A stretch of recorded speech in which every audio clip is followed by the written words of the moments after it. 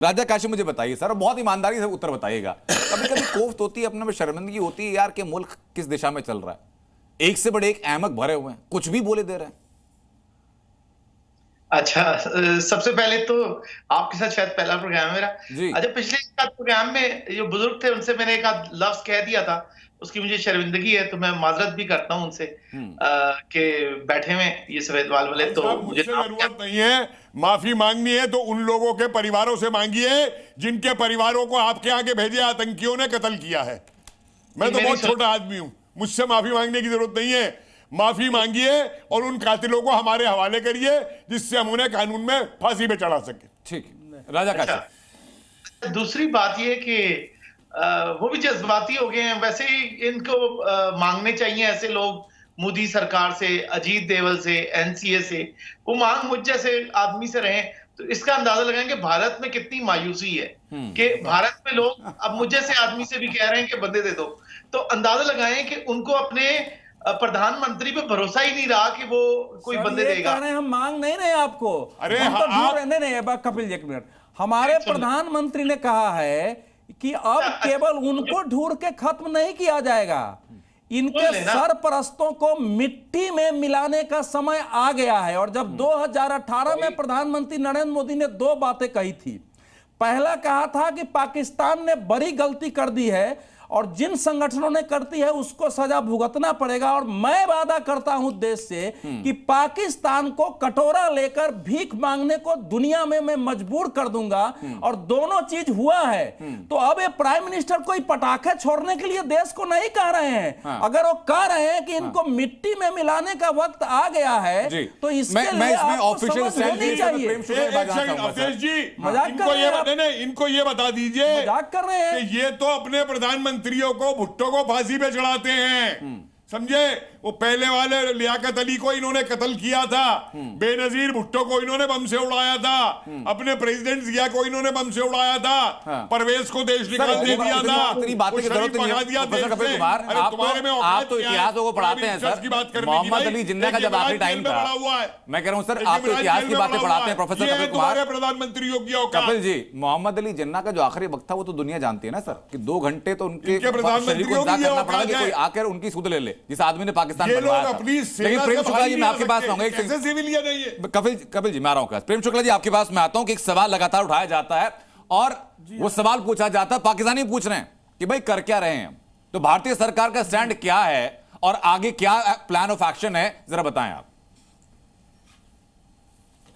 देखिए, बहुत clear stand है कि दुष्ट पाकिस्तान के द्वारा पाले गए आतंकवादियों का सफाया सुनिश्चित है और उन आतंकवादियों को पालने वाले आकाओं को भी मिट्टी में मिला देंगे।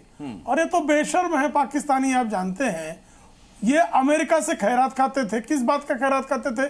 कि आतंकवाद के खिलाफ जो लड़ाई थी, 9/11 का जो वर्ल्ड ट्रेड सेंटर पर हमला हुआ था, उस हमले की जो फाइनेंसिंग करने वाले लोग थे, उसकी जो ट्रेनिंग देने वाले लोग थे, उसका जो संरक्षण करने वाले लोग थे, पाकिस्तान में मौजूद थे।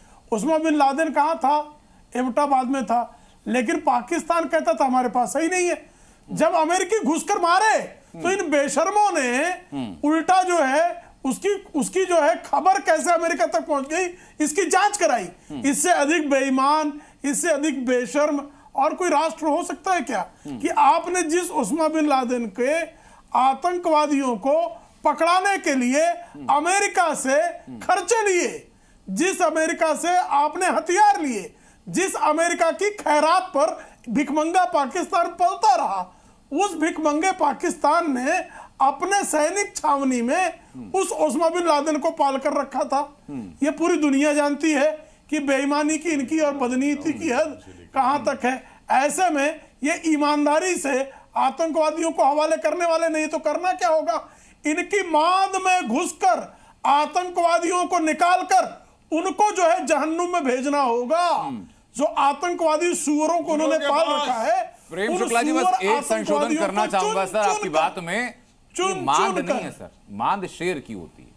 पाकिस्तान के पास जो आतंकवादी हैं, नहीं सुअरों की भी मांद होती है। होगा सर, वो बिल में रहते हैं। सुअर बाड़े, चलिए सुअर बाड़े में, सुअर बाड़े में जो इतना भी आप ऐसा ना करें। हम अपने टेलीविजन की स्क्रीन का गरिमा रखते हैं सर।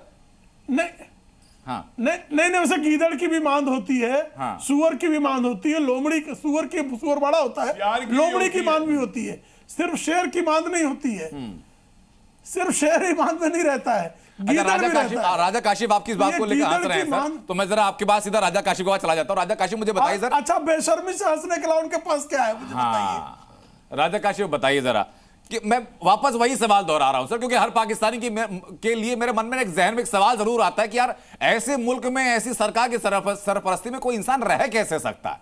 मतलब कैसे आदमी का दिमाग खराब नहीं हो जाएगा, कैसे आदमी के अंदर कोफ्त नहीं भर जाएगी, आदमी का शर्म से एकदम ठुड्डी कैसे अपने पेट में नहीं लग जाएगी कि भाई मैं कहां रह रहा हूं? तो राजा काशिफ आप तो पत्रकार हैं, पत्रकार एक सजग आदमी होता है। जी जी।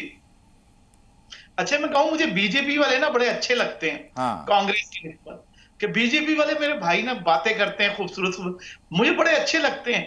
अच्छा कांग्रेस ये कहते हैं ना पाकिस्तान की आर्मी, आप देखें कि भारत के लिए हम यूं कहें कि ब्राह्मणों के लिए पाकिस्तान की आर्मी का नाम भी नहीं लिया, वो कोई आर्मी है?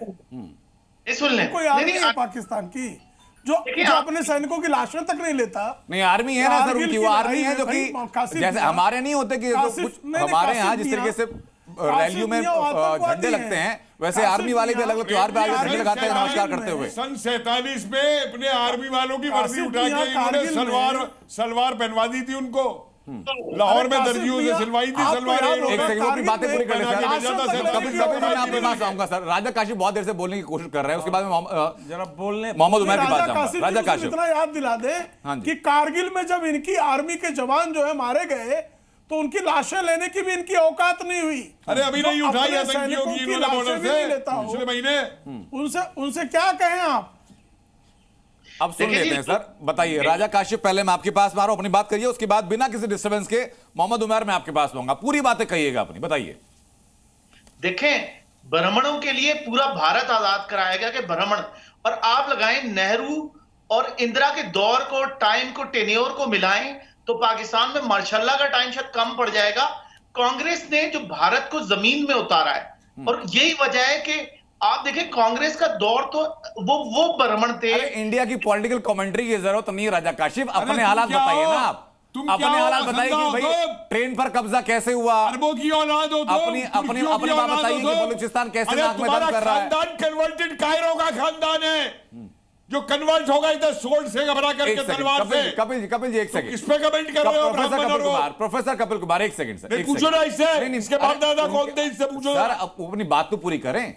वो मेहमान बुलाया स्क्रीन पर हमने, वो मुस्कुरा रहे हैं, मुस्कुराने दीजिए उनको मुस्कुरा कर अपनी बात करने दीजिए। उसके बाद मैं चलूंगा मेजर जनरल अश्विनी सिवाच के पास। जी राजा काशिफ।